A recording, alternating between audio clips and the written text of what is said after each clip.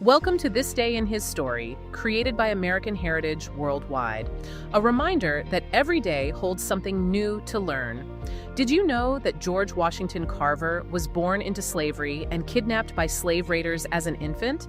Learn how he developed a lifelong love of plants and used his talents to improve the lives of farmers across the South. Learn that he earned a degree from Iowa State College of Agriculture and Mechanical Arts and was the first African-American faculty member at the Tuskegee Institute in Alabama. Discover that he worked for the U.S. Department of Agriculture and developed more than 300 uses for peanuts and hundreds more from other plants.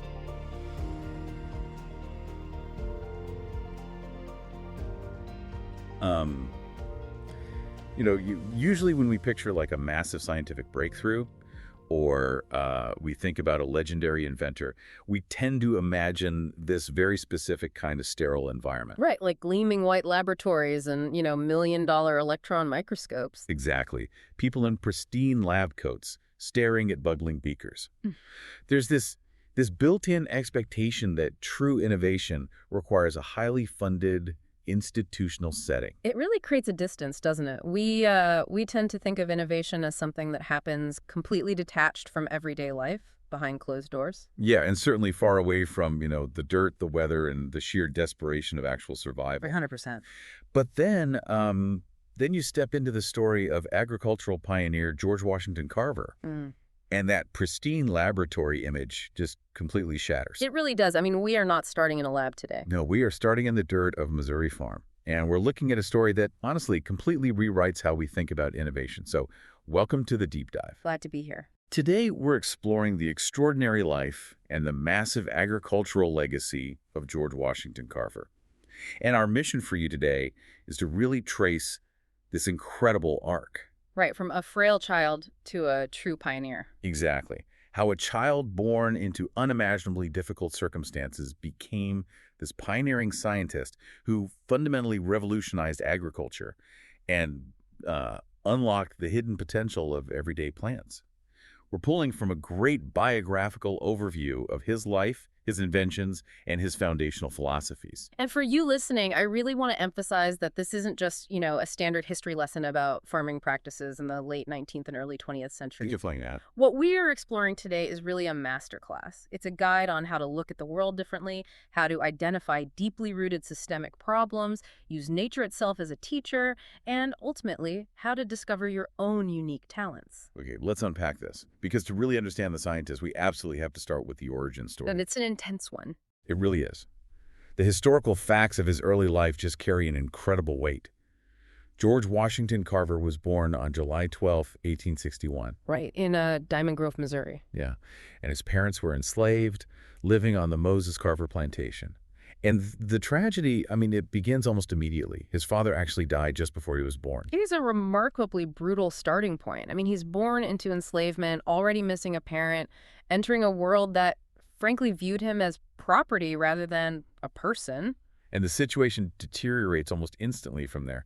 Because when Carver was just an infant, he and his mother were actually kidnapped by slave raiders. Just an infant. It's horrifying to think about. Right. And now, eventually, Carver himself was returned to the Moses Carver plantation, but his mother was never found. She was just lost forever. Yeah.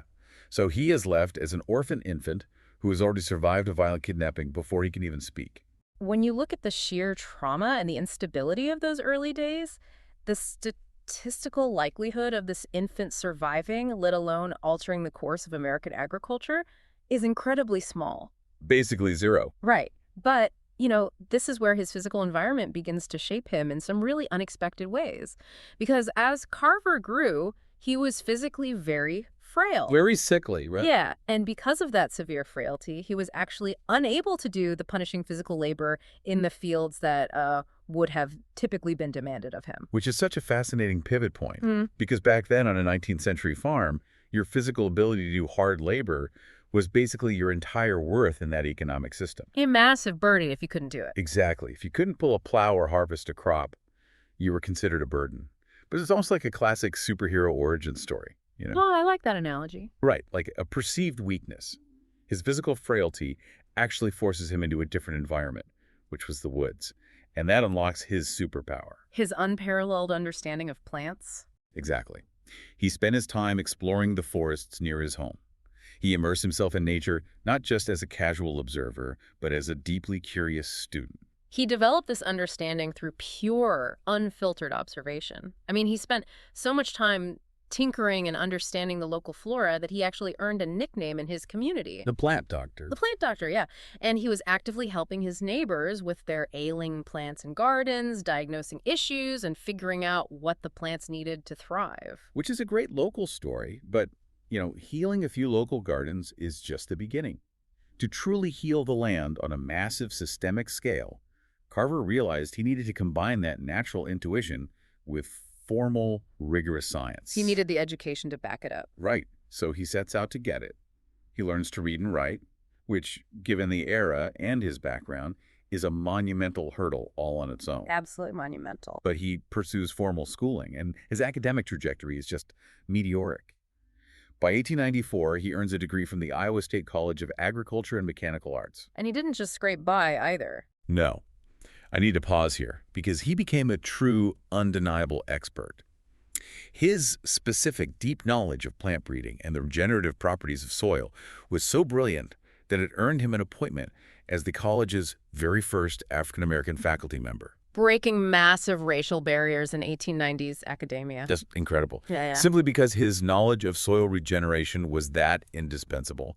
He then goes on to earn his master's degree there in 1896. He had reached what many would consider the absolute pinnacle of success for someone in his position. A secure, respected faculty position at a major institution. Doing the research he loved, far away from all those brutal hardships of his youth.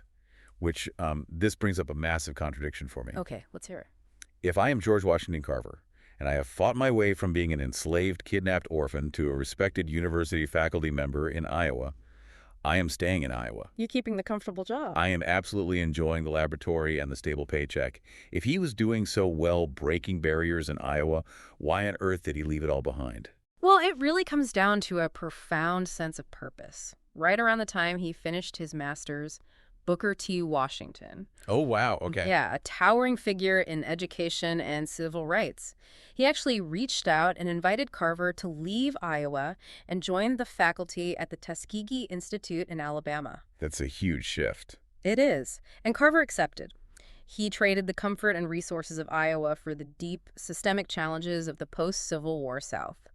He went to Tuskegee and he remained there for decades, eventually joining the U.S. Department of Agriculture in 1935.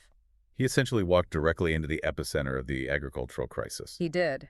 And at Tuskegee, Carver was able to institutionalize his core teaching methodology.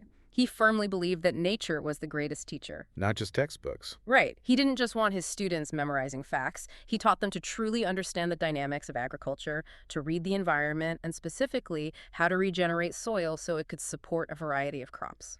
And that specific focus on soil regeneration is really the collision point for this entire story. Because at that time, the South was facing an absolute agricultural apocalypse caused by relentless cotton farming. Cotton is notoriously demanding. It rapidly strips the soil of its essential nutrients, particularly nitrogen. And in the South, the economic system was so dependent on cotton that they had been planting it year after year over and over in the same fields until the soil was essentially dead. They were just trapped in this vicious cycle. Exactly. Pulling less and less from dirt that had nothing left to give. Wait, I want to challenge this a bit, though.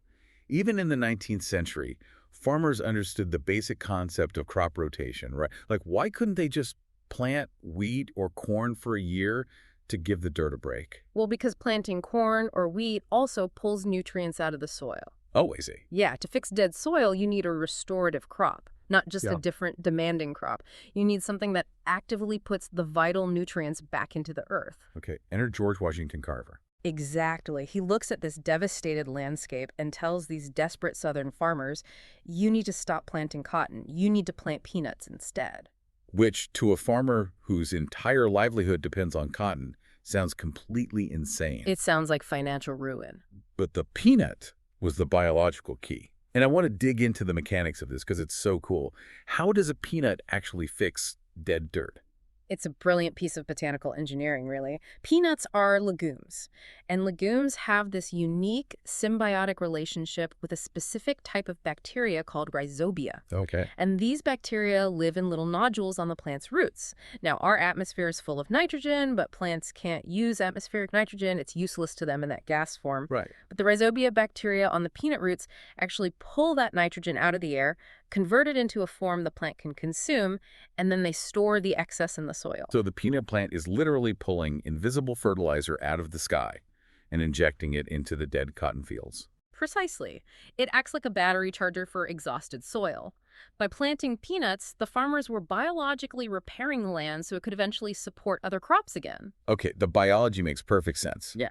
But there's a massive economic roadblock here that I just can't look past. A market demand. Exactly. Here's where it gets really interesting. Most people just think of Carver as the peanut guy who liked inventing things. But the inventions were actually a secondary solution to a primary problem. Right. What's fascinating here is that causal link. You have to view this from the perspective of an impoverished farmer in the 1890s South. You can't pay your mortgage with nitrogen-rich soil. No, you can't. If you grow a massive field of peanuts and there is zero market demand for peanuts, you starve. His primary goal was crop rotation to regenerate the soil. But to get farmers to actually plant peanuts, Carver had to make peanuts economically valuable. He had to make it a cash crop. So he basically says, fine, if nobody wants to buy peanuts, I will invent reasons for them to buy peanuts. That's exactly what he did. I am looking at the list of things he created from the peanut in the source material, and it is staggering. We were talking about dyes, plastics, and gasoline. Let's stop right there. Gasoline from a peanut. How on earth do you fuel a combustion engine with a legume?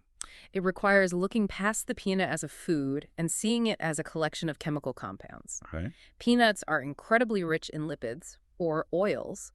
Carver realized that if you extract that peanut oil, you are dealing with hydrocarbon chains. I see where this is going. Right. Through various chemical processes, essentially applying heat and pressure to break those chains apart, similar to cracking petroleum, he could synthesize a fuel that functioned like diesel or gasoline. He is literally disassembling the molecular structure of a peanut and reassembling it into industrial products. That is the genius of it. Yeah. He didn't just see a plant, he saw a biological factory. And he applied this intense inventive focus to other overlooked crops as well. Plus, the records show he created 175 different products from sweet potatoes, 60 products from pecans. He developed entirely new varieties of cotton and even identified more than 100 species of fungi. But what is absolutely vital to remember, however, is that he never allowed himself to be isolated in a laboratory while doing all this. Right. He didn't just sit in a room, invent all these products, file patents, and get rich. He took this vast agricultural knowledge directly to the farmers. To promote health and nutrition. Yes.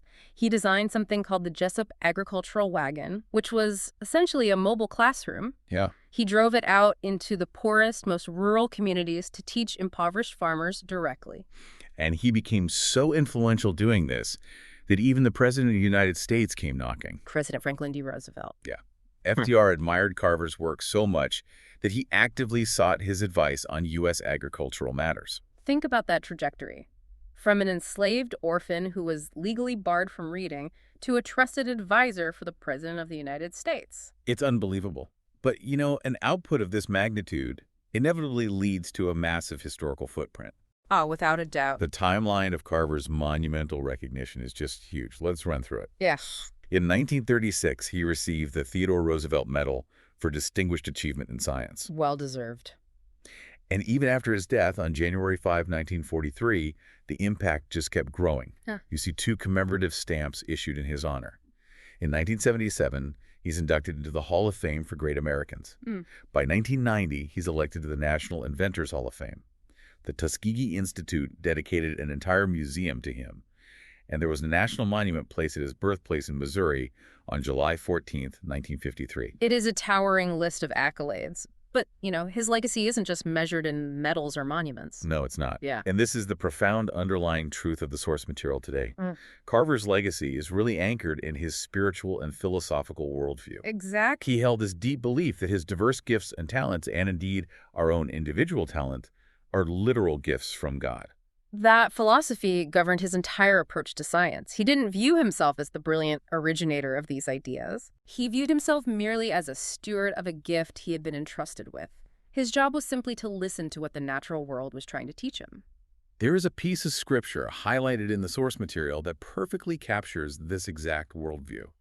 It's from Doctrine and Covenants, section 46, verse 11. It reads, "For all have not every gift given unto them, for there are many gifts, and to every man is given a gift by the Spirit of God." If we connect this to the bigger picture, Carver's life is a living testament to that truth. Absolutely. He used his unique gift to observe nature, he tried new things, and he learned from others. And it brings up some vital questions for you listening to this.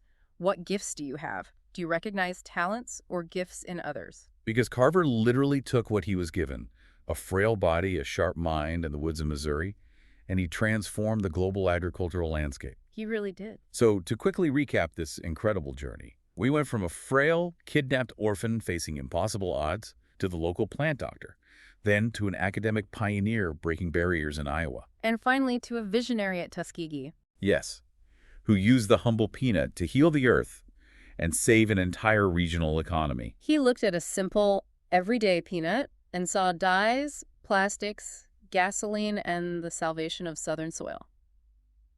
But there is one final provocative thought to ponder here. Because with all of those brilliant inventions, the plastics, the fuels, the cosmetics, George Washington Carver only ever patented 3 of his products. Which is staggering by today's standards. He could have been incredibly wealthy.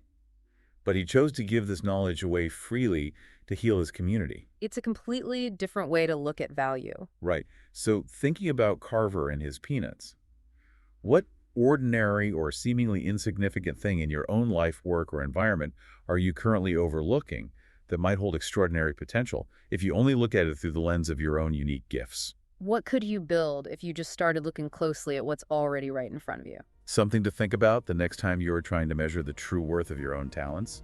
Thanks for joining us on this deep dive. We'll see you next time. Thank you for joining us for this day in his story. May the lessons of yesterday inspire you to see God's hand today and to play your part in his story now. For more faith-based learning, visit ahsworldwide.org, the homeschool for faith and family.